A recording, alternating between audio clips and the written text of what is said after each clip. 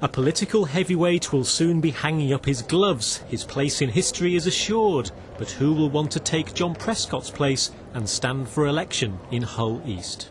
The Labour Party says it'll be advertising the post in the coming days. But already names are emerging of those who could be throwing their hat in the ring. There's Stephen Bayes, a Hull City councillor, who's told us he's not ruled out applying. Gary Waring's a former councillor, but is understood to be keen on returning to politics. Chris Leslie's from out of town. He's a former MP and could be the bookies' favourite.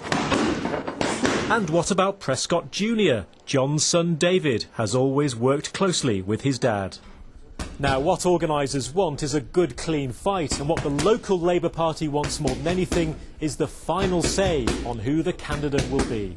John's always made it clear that East Hull will be able to choose their own MP, and the last thing we want is really for anybody to be parachuted into the constituency. We don't believe that will happen. We believe we will have the time to select a new MP. The fancy footwork of the contest itself will begin in the coming days. The Labour Party says the selected candidate will be announced before Christmas, certainly before Boxing Day. We'll work through that report. So how will the Labour Party choose John Prescott's successor? Who will that person be? Well, earlier I caught up with the BBC political correspondent Ross Hawkins just before we came on the air and asked him how prized East Hull will be.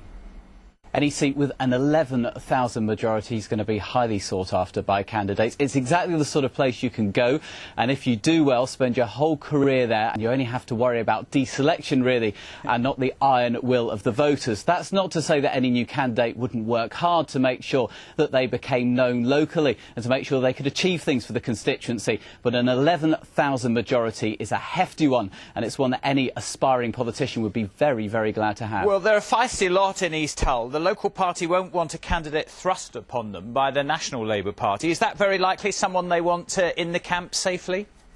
It's always a possibility for the NEC, the committee that runs the Labour Party, to reject a candidate that it doesn't like the look of. But the vast likelihood is that won't happen. It's the sort of fight that the party simply wouldn't like to get into. And there's far more likely to be a consensus. The candidates are going to have to perform in front of interview after interview in a process that could go on anywhere between, say, 2 months and 6 months. And of course, if there is a snap election in the autumn, all bets are off as to how quick that process could be. It could happen very, very quickly indeed. And Hull East could find itself with a candidate in double quick time. OK. You say it's a safe seat. We know the majority because you've mentioned it there.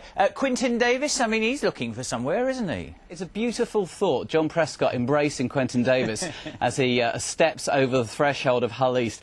I personally don't like to make political predictions, but I'm fairly confident you won't see Quentin Davis as the new candidate for Hull East, although it would be a beautiful moment when he sat across the table from John Prescott and had a chat about the future of the constituency, wouldn't it? It certainly would. In a sentence, then, the legacy that JP leaves.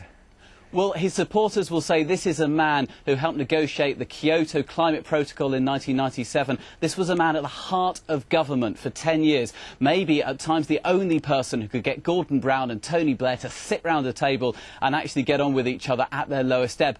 Others will say he was given a super department in 1997 comprising lots of different powers. He didn't make the most of them, and he'll be best known for an affair with his secretary and a punch thrown at the voters. Those are the two sides in the John Prescott debate. Very good to talk to you, Ross. Thanks very much indeed. Thank you very much. Bye-bye.